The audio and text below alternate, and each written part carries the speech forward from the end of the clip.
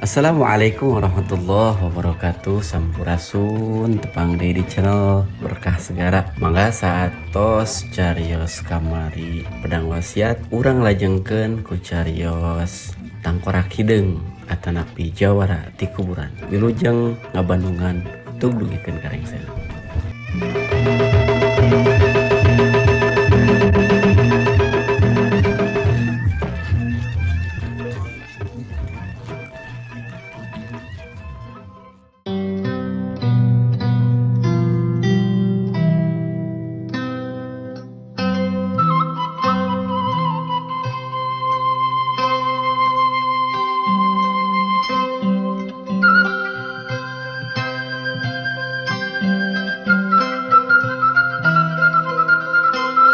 Mun rek upload dongeng Mang Dedi izin atuh minimal bebeja ka ahli warisna ulah asal upload we. Kasugri para wargi kiwari mani di baris maluruh bagian anu ke-47 dina jujutan atana pilajengan carita jawara ti kuburan kalangan Kiliksa. Sagumaha nu kantos di Bandungan dinahan sanu katunda bagian anu ke-46 Pedaran Mang Dedi kebegatuan dina mangsa medarkin keayaan alam tiberang di hiji Gunung Cadas di wewengkon Pileuweungan atawa di hiji guha khususna atuh kakala sugih alias Nilasmaya jeung Malati Bodas harta bisa asup ka eta guha teh malahan mah jang banara ge geus bisa panggih atanapi kapanggih ku Malati Bodas. Sedangkan Nini Kalingking mah harita teh nguber-nguber si tangkorak hideung teh nya. Kumangatu perpamirsa, lajenganana ieu carita nya langkung paos nama mangga urang sami-sami Bandungan ku sadayana. Kaayaan alam tiberang dina unggalning ieu carita.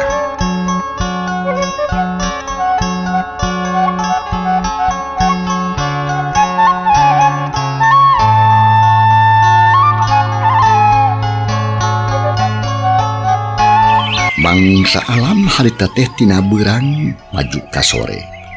Malah hawar-hawar atuh geus kadenge aya surat tonggeret menip ngageret mata kelar jeung mata kuas.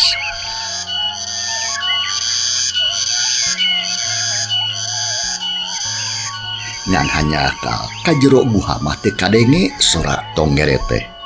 Teu kadenge ku kala sugih nya kitu deui ku Malati Bodas. Malah harita beuki deukeut bae atuh kala sugih jeung Malati Bodas nyampulkeun ka Banara anu ngandang tatali dina hiji patok kayu teh atawa tangkal kayu teh. Sanggeus kapanggih pok Malati Bodas harita. Kang Banara, hapunten Kang, abdi telat nyandak akang ka dieu. Margi terterang pontona. Si Kalingking teu tiasa dibuka pentona. Cek Malati Bodas berijing ngarontokan ka Banara anu keur diborogod kana tihang. Atuh puguh Banara teh meuni bungahen. Paromanana katara meuni marahmai. Pok ngajawab berijing sireleutik rada dicampur ku cengar-cengir. Nuhun Malati. Untung anjeun mah kesit jeung wanian. Nu akhirna bisa tepi ka dieu. Buru laanan tali anu ngaringkus akan.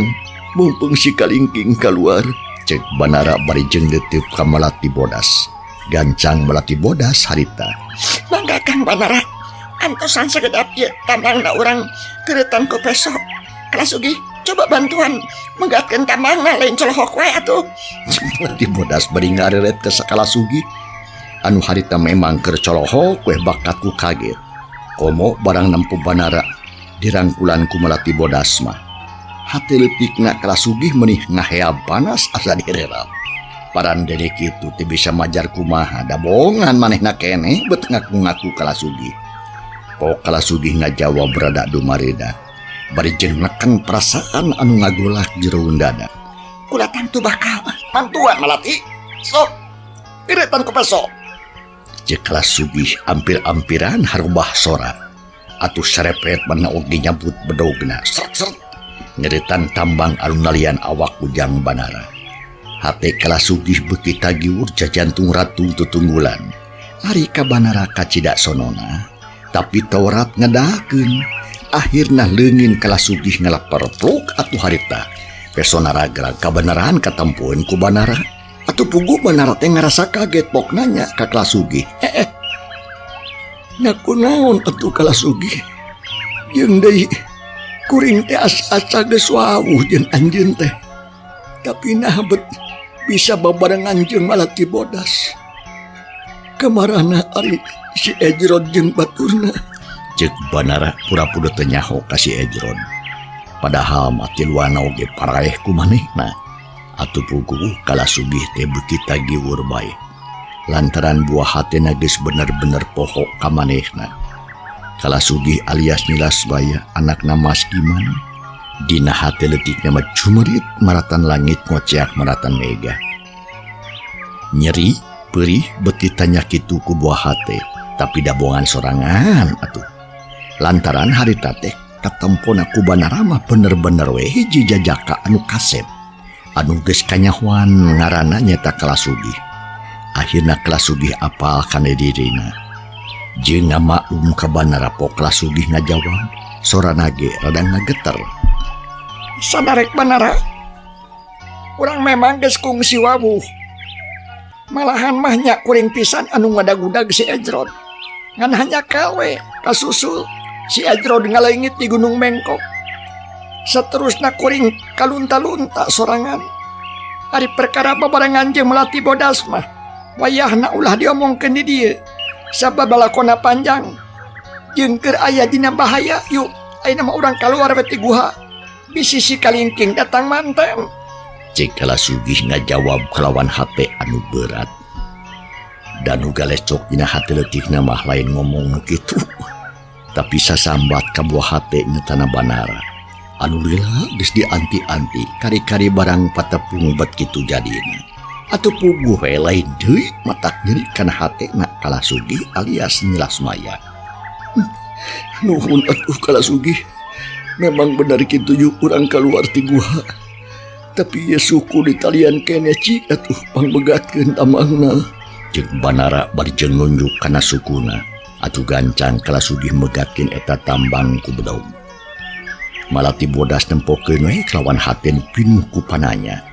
Lantaran kala sugih teh ngakuna lancik ka Banara, tapi ari geus tepung ngan ukur nyebutkeun wawuh. Tapi kulantaran waktu bikin ngomong. Akhirna pok Malati Bodas ngomong ka Banara. Tiat manfaatan api moal Kang Banara.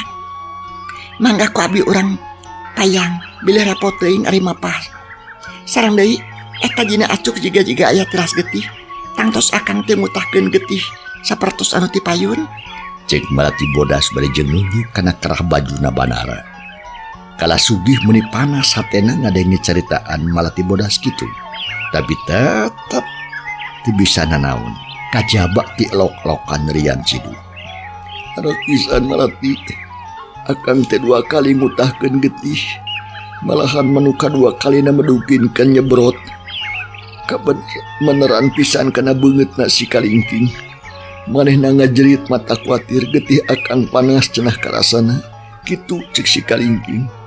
Malahan mah beungeutna jadi robah mata pikagilaeun. Cek Banara. Ngomongna kitu bari ngareret ka Malati Bodas terus ngareret deui ka kala sugih. Kabeneran kala sugih keur neuteup ka Banara atuh treup 2 panon bantrok. Seap, seak, kana hate kala sugih masa aya sini anu ngareram. Renghap kala sugih narik napas panjang. Terus ngabalieur micen beungeut bari jeung nahan picerikeun. Malahan matina awahing ku teu kuat koloyong kala sugih kaluar ti heula. Mahna ngaleos jiga nu pundung. Malati Bodas mending ngaranjung kitu deui Banara, tapi teu katutuluyan. Malati Bodas mendingan sakilat mayang Banara terus regayang dibawa keluar ti jero guha.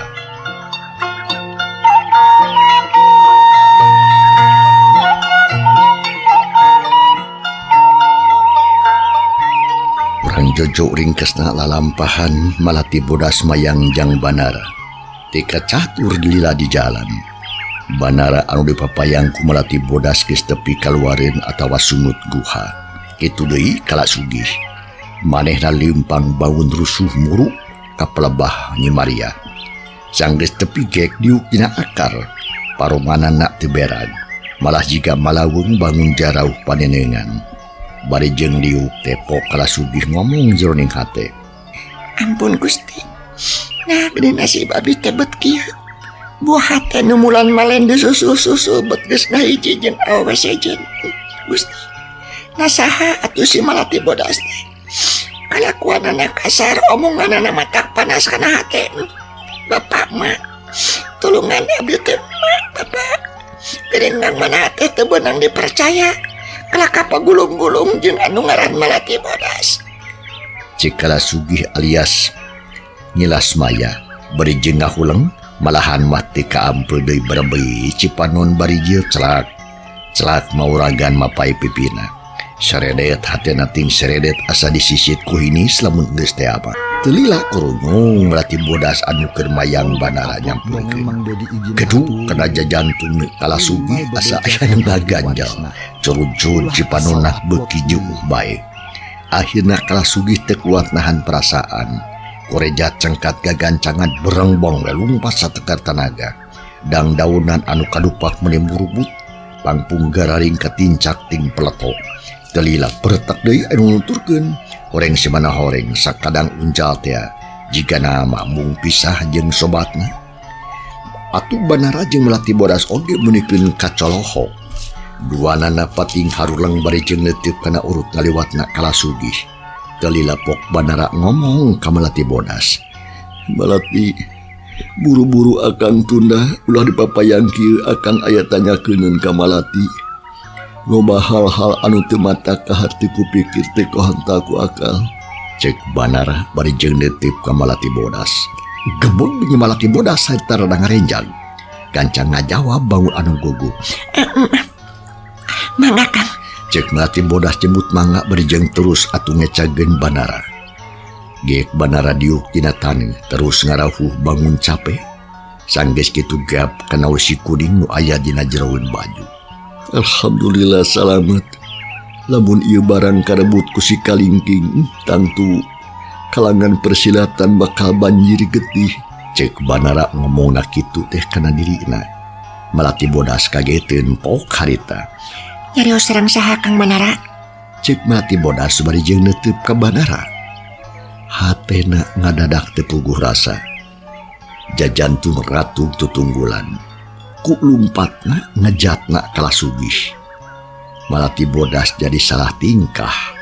Perasaanana geus bisa nangkep hiji galagat anu kurang hade. Akang mah ngomong ka akang sorangan sarta ngucap syukur kanu Maha Agung anu geus nyalametkeun kana jiwa akang jeung kana wesi kuning titipan ti Paman Saron. Jawab banara bari ngareret ka Melati bodas. Pok Melati bodas ting ngomong deui bari neuteup ka banara. Kang Banara, di dieu teh daerah bahaya masih kena cakat kana guha si kalingking. Tak kumargi kitu mangga urang mulih heula ka lemur Cilayung. Subados nyariosna tiasa aman. Cek Melati bodas bangun teu sabar pisan. Hatena mah beuki ngarasa paur. Sok sieun aya kajadian anu teu dipiharep. Leres pisan Melati, yu atuh urang mian. Tapi wayahna akang payang deui nya, lain akang ogo atawa ogoan bebeuliun tapi awak akang bener-bener leuleus setangan pangawasa. Ulah seueur amutan Kang Banara.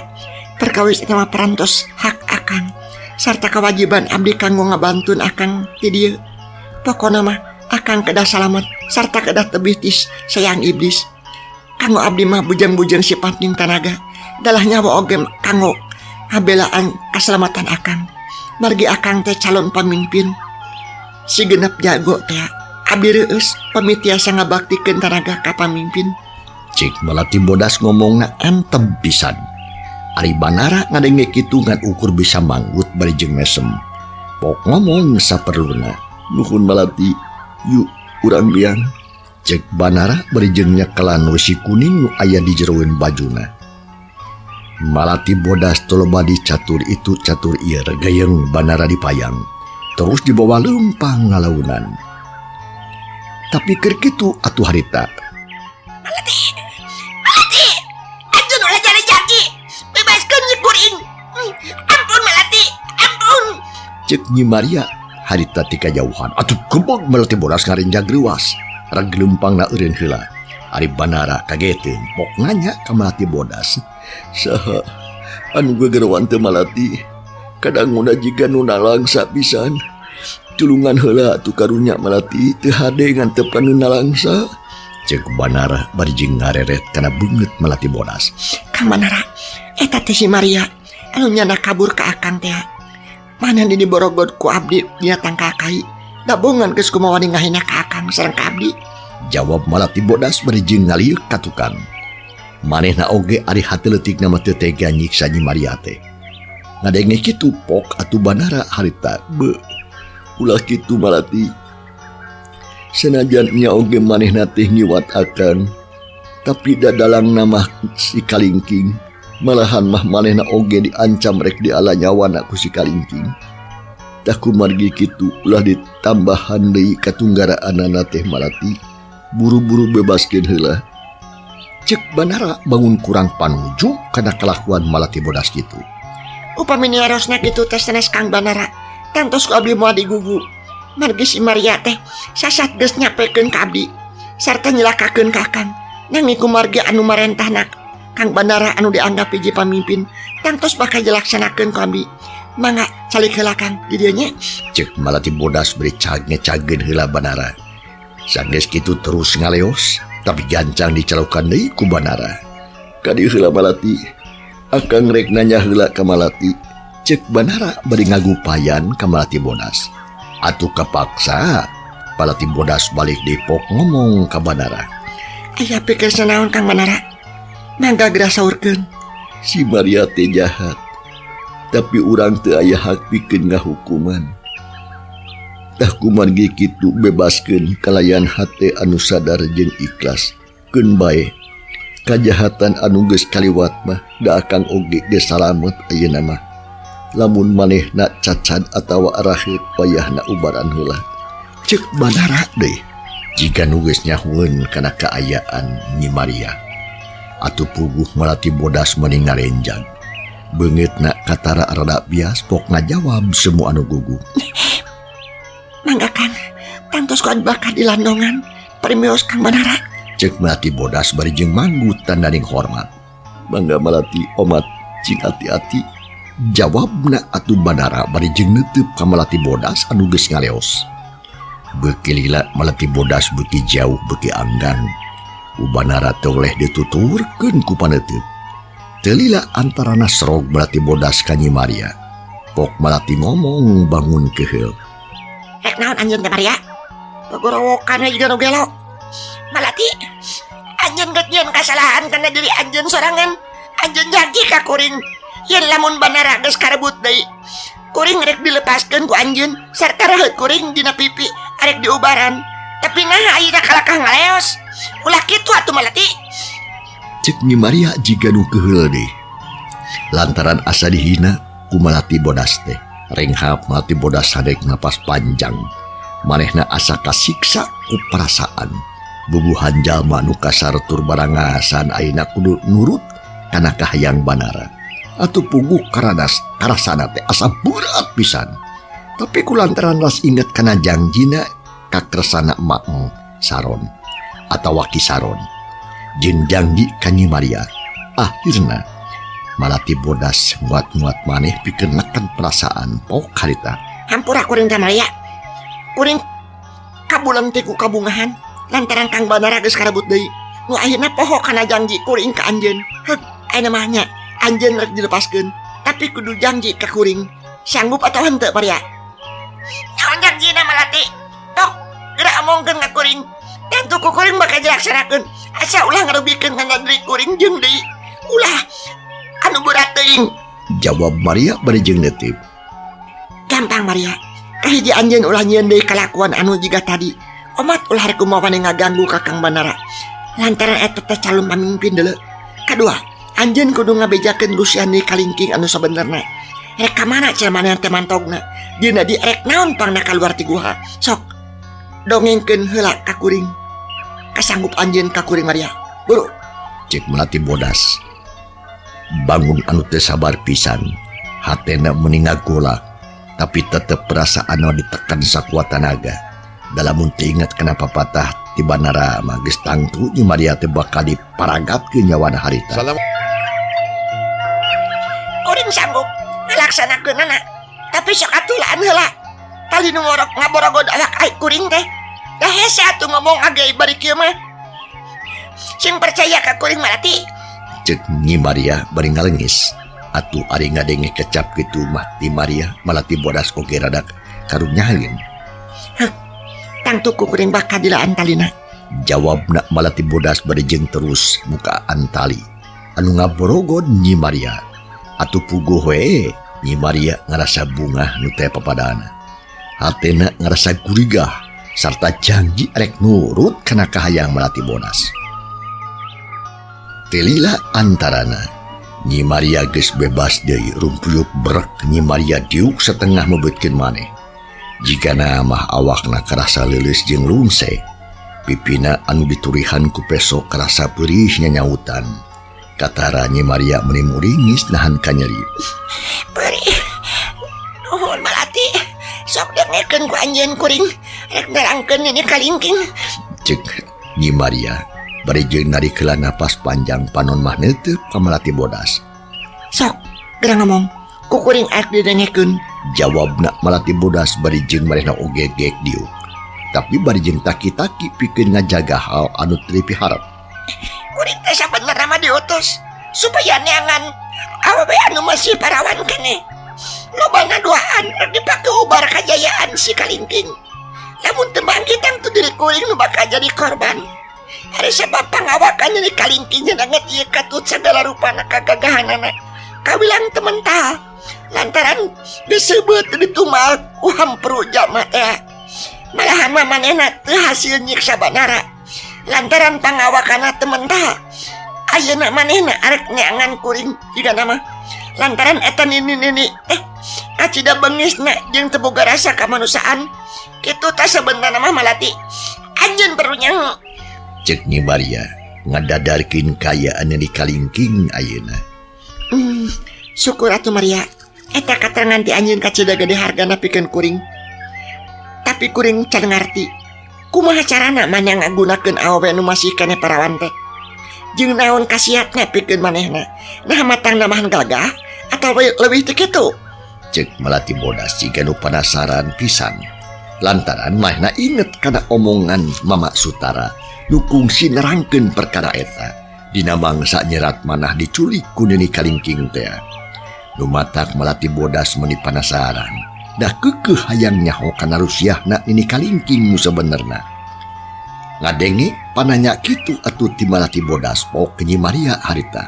Carana mah kuring oge can nyaho pisan Malati. Tapi tadi kungsi ngomong ka kuring, yen eta awewe nu masih keneh parawan teh arek disiksa heula nepikeun ka malam Jumaah Kaliwon. Nu saturusna dadana bakal dibedel sarta hampruna bakal dihakan ku Nini Kalingking.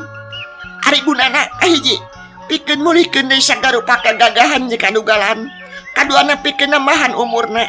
Tah kitu nurutkeun katerangan nu kungsi kadenge ku kuring mah Malati. Kulantaran kitu manehna teh ayeuna kacida nafsuna kanu ngaran Banara. Lantaran Banara teh geus dianggap hiji panghalang pikeun manehna mah. Da kungsi nulungan hiji parawan anu ngaran Ratmana. Ngan anu nulunganna mah bapana anu katelah Bah Imung.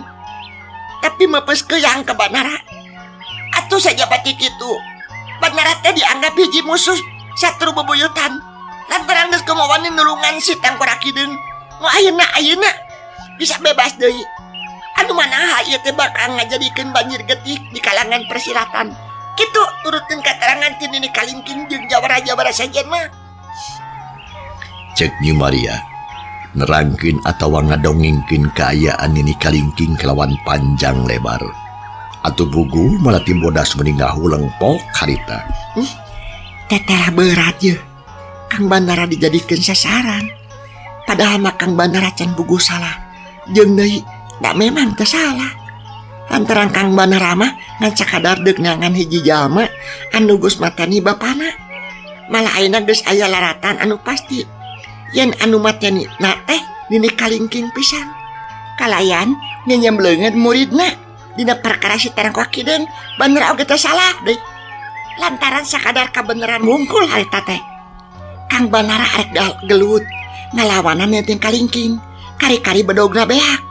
Terus manggih pedang anu nancep dina kuburan. Dijieun dina tutunggul anu mangrupa tangkorak. Kalawan teu boga curiga itu jeung ieu, pedang dicabut ku Kang Banara. Nu hayana kuburan ngabeledug ler Gunung Bitu. Tina jero kuburan kaluar hiji makhluk. Nu ayeuna dikenasi Tangkorak Kideng. Jadi Kang Banara mah teu boga niat rek nulungan anu dikubur. Jeung deui anu dikubur teh cantang tu jelema jahat. Tak kitu nu sabenerna mah Maria. Anjeun perlu nyaho kana lalakon sabenerna. Ade, ulah kabawas kaba-kaba. Anjeun kudu bisa milih mana anu bener jeung mana anu jahat. Atuh sajawana deui. Kuring oge geus nyaho yen anjeun teh anakna burak siluman. Salah saurang tina genep jago anu geus nemahan pati alatan maehan maneh. Lantaran ngerasa wirang teu bisa ngagurubuhkeun si Tangkorak Kideng. Jadi anu sebenarnya mah burak siluman teh teu maot dipaehan ku Tangkorak Kideng, malahan mah sabalikna burak siluman geus ngajadikeun Kang Banara pinanggi jeung lara. Anu kacida beratna lantaran getih anu ngocor dina dirina teu sampurna alatan diganggu ku bab anjeun. Sakuruna mah anjeun minta dihampura ka Kang Banara teh atuh. Lain ngakalakeun kala nyawana. Tak itu Maria, kumaha harti ku anjeun? Cek Malati Bodas teu eleh tatag dina ngadongengkeun sakabeh rusiah Nyi Maria ge. Jika nu bisa kabaca ku Malati Bodas, da puguh lalakon alias dongeng nan sabenerna geus diterangkeun ka Kisaron. Atuh leng Nyi Maria ngahuleng harita teh bakat ku bingung. Sabab tetela naon rupa atawa sakabeh kabelangan dirina kanyahoan ku Malati Bodas. Akhirna pok atuh Nyi Maria ngomong bari rada ngalangis. Hampura Malati. Sakabeh caritaan anjeun teh bener. Kuring nu masa salah. Kuring geus ngelajur nafsu ngumar amarah. Nu akhirna kuring pinanggih jeung lara. Kuring sadar ayeuna mah Malati. Kuring teh aya dina jalan salah. Kudu kumaha kuring teh atuh Malati? Cek Nyi Maria bari ngumbarat cimata. Anu saterusna mah ngalembereh mapai dua bipina anu tatu teh. Atuh puguh karasana peurih pisan lain lumayan. Teu beda we jeung raheut anu diperlukan ku Cai Uya. Segeruk Nyi Maria cerik bangun ka nyanyarian. Atuh puguh Malati Bodas ge ngarasa watir ayeuna pok kitu mah. Pok ngomong bangun dareda. Maria, ulah pandok pangharapan. Pipi anjeun anu raheut ku kuring arek diobaran. Kasalahan anjeun oge rek dihampura ku kuring. Tapi anjeun kudu mentah heula dihampura ka Kang Banara. Malahan mah anjeun perlu nyaho Kang Banara teh pimpinan cigenep jago anu anyar. Anjeunna kudu tunduk ka anjeun.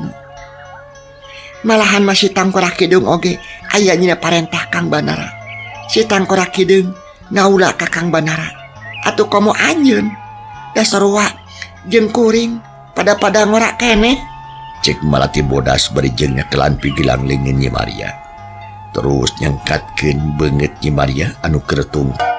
Pok Nyi Maria ngomong deui. Atuh nu Malati, kuring bungah ngadenge omongan anjeun kitu. Di mana ayeuna Banara teh?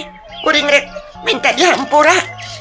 Cek Nyi Maria harita bari jeung neuteup ka Malati Bodas. Beungeut anu jeer beureum ku getih katempona menipias. Tapi hate mah pinuh ku pangharapan. Maria, yuk tuturkeun kuring. Tuh, jadi tukang Banara mah nungguan orang. Ayo buru-buru Maria. Bisik si kalingking datang manten. Mangkaning jadi mah deket keneh kana sayangna. Buru. Cek Malati Bodas bari jeung nangtung. Atuh geus kitu majung Nyi Maria oge nangtung radan rada rubangieung oge. Terus maksakeun indit nuturkeun Malati Bodas anu geus ngaleos ti dinya.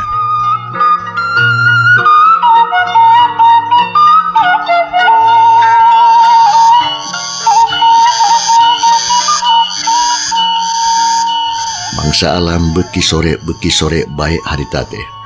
Lumayan khususna mata poe rada ieu rada segar hawa teh. Heuleut sawatara waktu Malati Bodas jeung Nyi Maria geus terepi ka Jang Banara. Nu harita keur nungguan bari jeung diuk tina batu. Barang nempo Malati Bodas geus datang deui bari jeung mawa batur. Banara meuni bungaheun pisan. Malahan pok harita. Tuduhun melati. Anjeun katempona bisa mawa diri serta bisa nahan amarah. Nu ahina bisa nyadarkeun ka batur ieu teh hiji kamajuan hirup anu kacida gede hargana. Kumaha Maria cager? Cek Banara bari jeung neuteub kaduduaan. Pok melati ngajawab kelawan sopan. Hatur nuhun ari katampi mah Kang Banara. Abdi oge ngaraos bingah. Dupi pun Maria ayeuna teh nuju teu daman. Jalaran lainna raheut tilas diturih ku peso. Mangga nyangakeun Kang Banara. Abdi rumaos lepat. Cek melati bodas bari jengluk tungkul. Atuh Banara mending ngaranjung. Da memang sanyana kumaha oge katempo. Beungeut Nyi Maria teh pinuh ku getih anu geus gararing semu hideng. Keun bae melati. Anu geus kaliwat mah ulah dipikiran deui, da akang oge ngamaklum. Tapi pikeun ka hareupeuna poma ulah kikituan deui. Urang teh kudu silih hargaan. Kumaha anjeun cager Maria? Cek Banara bari ngareret ka Nyi Maria anu keur ngeluk tungkul bangun ara jeung sieun ku Banara teh. Pangestu gan. Ong ieu bae raraya abdi kieu. Jawab Nyi Maria menipeurak sorana teh. Bari jeung ngusap beungeutna lalaunan. Keun bae Maria. Raheut dina kulit mah najan parna oge masih keneh bisa diubaran. Eta mah ku kuring teh teu dianggap hiji penyakit. Tapi anu penting mah anjeun kudu cager tina penyakit anu sok nyerang kana hate jeung patekadan.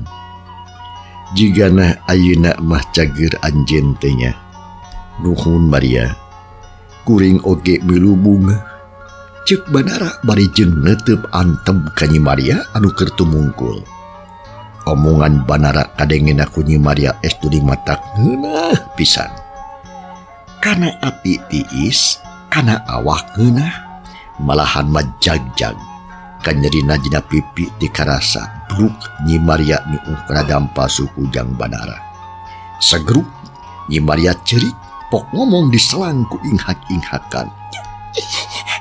Punten juragan.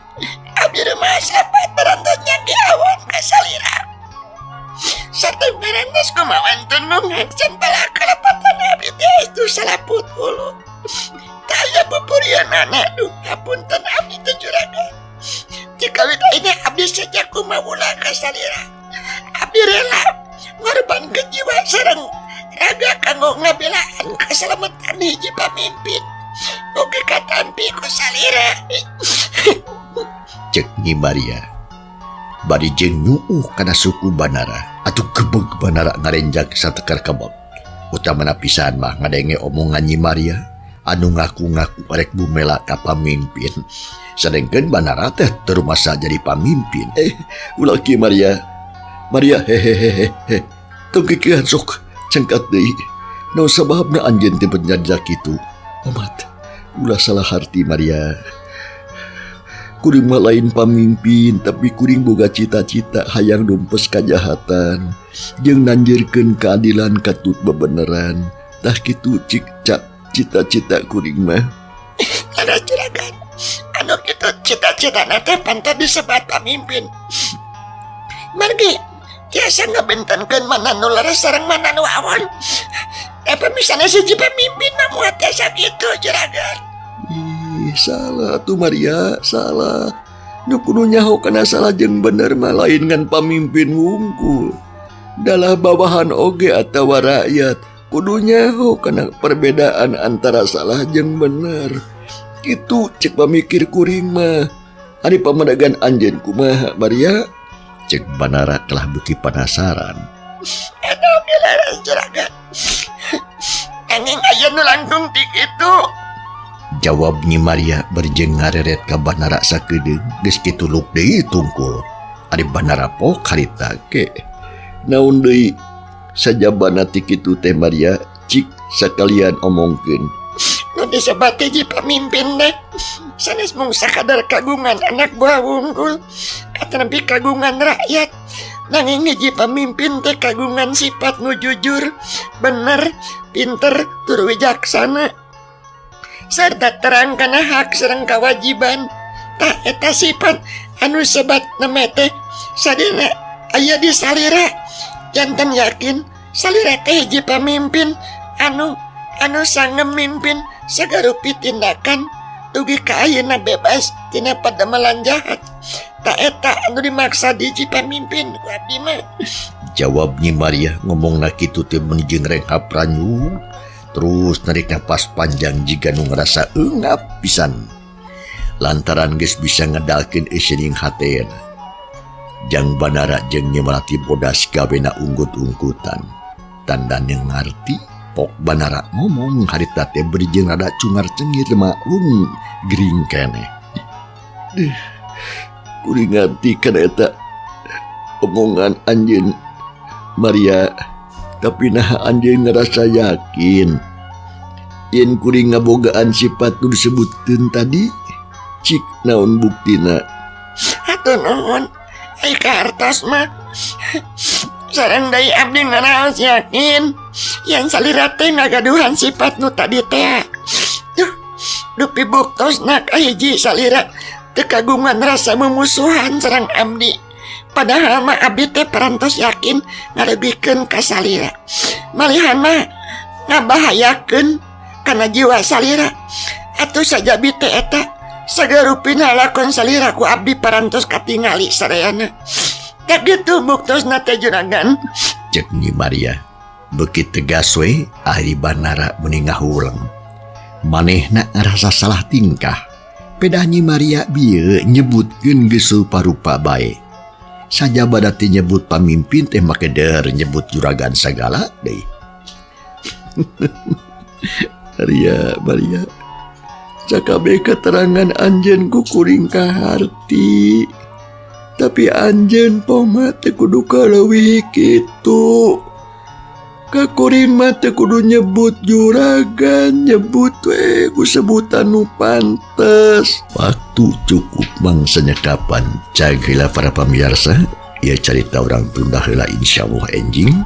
Dina mangsa tur asara anu sarua urang Bandungan bagian anu ka 48. Mang Dedi anu mancen gawe carita. Aturkeun nuhun kumarupi perhatosanana ujing kantun kasadeana. Wassalamualaikum warahmatullahi wabarakatuh.